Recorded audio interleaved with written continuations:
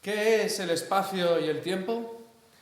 ¿Podemos desarrollar una geometría objetiva que describa un espacio homogéneo? ¿O acaso quizás nuestra percepción más intuitiva del espacio, es decir, el espacio como homogéneo, tridimensional y siempre igual, no se corresponde con la geometría real del espacio? ¿Podemos acaso desarrollar espacios curvos, espacios hiperbólicos, geometrías distintas a las ordinarias que se corresponden mejor con la realidad? Eso es lo que vamos a examinar hoy en este tema de filosofía de la naturaleza. ¿Es posible el desarrollo de geometrías no euclidias? Muchos misterios del espacio y el tiempo, pararse a pensar la materia, el movimiento, que es la energía y las formas de vida, haya una evolución, esto es la revolución. Usa la cabeza, filosofía de la naturaleza. Usa la cabeza, filosofía de la naturaleza.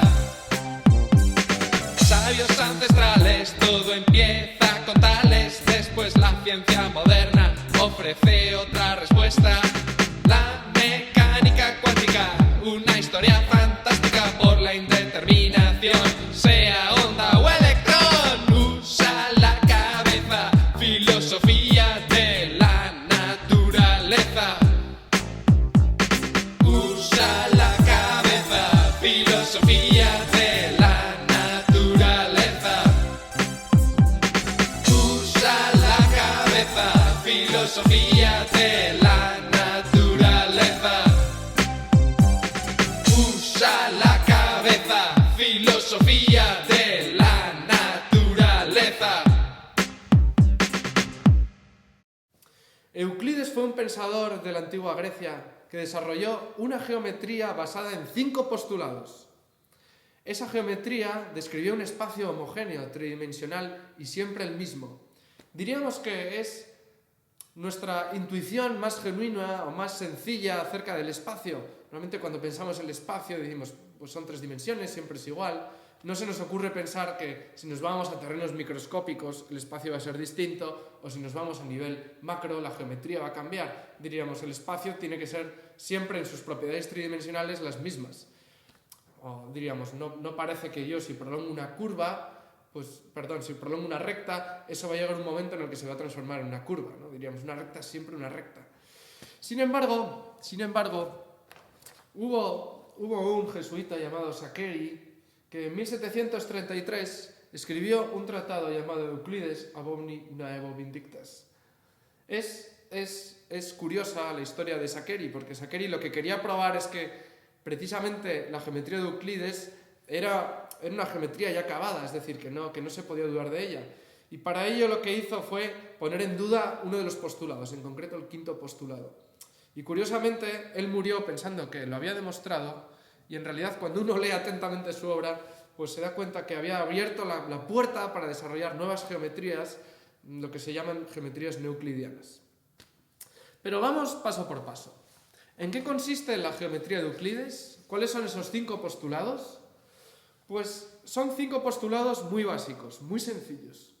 El primero dice, por 2 puntos se puede establecer una recta, ¿no? Diríamos, pues efectivamente, si yo tengo 2 puntos, lo más lógico es que pueda establecer solo una recta, no voy a poder establecer no 2 ni 17, una sola, es nuestra intuición del espacio más genuina. El segundo postulado es, si yo siempre puedo prolongar una recta indefinidamente en el espacio, ¿no? Si yo cojo una recta, diríamos, pues siempre la puedo ir prolongando, y eso no se va a acabar.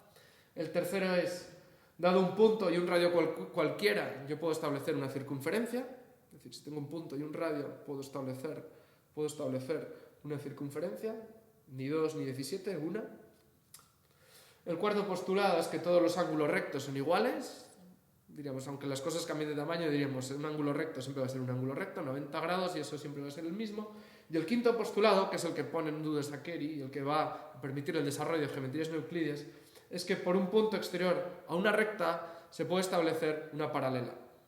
Y es decir, que si yo tengo un punto, si yo tengo una recta y establezco un punto, voy a establecer una paralela y esas paralelas indefinidamente en el espacio nunca se van a unir. Es decir, siempre van a ser paralelas.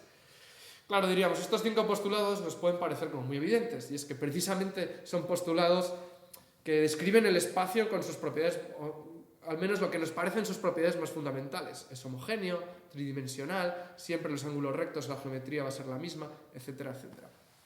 Pero claro, ¿qué sucede si ponemos en duda estos postulados, al menos el quinto? Que quizás podemos desarrollar geometrías curvas. Es decir, una geometría en la cual, ¿no? Si esto sería lo que sucede en una geometría euclídea, es decir, tenemos 2 paralelas y los ángulos, ¿no? Los rectos perfectos, diríamos, en una geometría hiperbólica, pues podríamos tener que 2 paralelas, pues diríamos, siguen caminos distintos y que los ángulos rectos en realidad no son rectos porque hay cierta curvatura en el espacio. Es decir, podemos imaginar o al menos describir matemáticamente espacios curvos en los cuales no se dan las propiedades del espacio euclídeo. Lo mismo cuando pensamos en una geometría elíptica, es decir, en este caso las paralelas en algún momento dado se encontrarían. Y diríamos, y por supuesto los ángulos en este caso son menores a 90 grados, ¿no? Que es de alguna manera lo que nosotros normalmente pensamos. Alguien podría pensar que esto no es más que un juego matemático que hace gente como Minkowski, pero diríamos, lo curioso es que con el descubrimiento de la relatividad, Einstein va a decir que el espacio y el tiempo se pueden curvar, es decir, que se curvan de hecho dependiendo de la masa. Y si pensamos, ¿por qué giran los planetas alrededor del Sol? Pues diríamos, porque el Sol, con su gran masa, ha curvado el espacio y eso ha generado unas trayectorias, de manera que lo que tendría que ser recto se ha vuelto curvo. Por eso diríamos, la ciencia contemporánea parece dar la razón a estas geometrías no euclídeas, o al menos permitirían describir el espacio en sus relaciones macroscópicas. Es decir, quizás a nivel micro nos parece que todo es homogéneo, pero a nivel macro hay curvatura y estas geometrías lo describen mejor. Ahora bien, lo que yo quiero dejar aquí caer, el interrogante, es, ¿realmente estas geometrías describen un espacio curvo? O diríamos, ¿describen el espacio curvo real? ¿O no son más que un constructo científico que, bien, nos permite desarrollar espacios distintos, pero diríamos que quizás el espacio real siempre nosotros lo vamos a percibir de manera tridimensional, homogénea y absoluta? Evidentemente son cuestiones que yo creo que nunca vamos a poder resolver del todo. Ahora bien, esta geometría no euclídea por lo menos nos puede animar a pensar y a darnos cuenta que muchas veces nuestras intuiciones más fundamentales acerca del espacio tienen que ser puestas en entredicho y ser comparadas con otro tipo de modelos. Muchas gracias.